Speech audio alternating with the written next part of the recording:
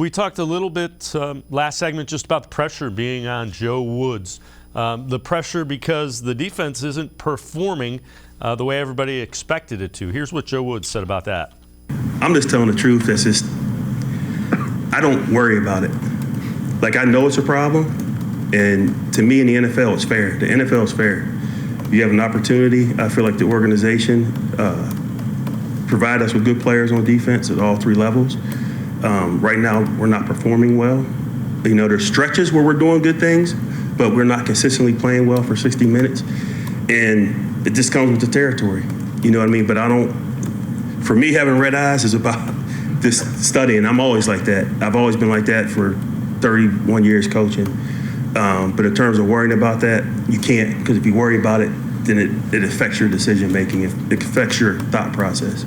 So I just put my head down and say, how can we get better? And again, Quincy, if they knew how to get better, they'd be getting better.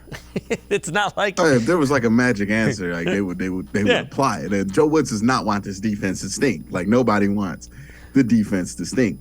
The problem is not a lot of good answers out there, right? Like, they're trading for Deion Jones. They're trying to find something that can like be a little bit of a fix, but they don't feel like there's a lot of great solutions out there.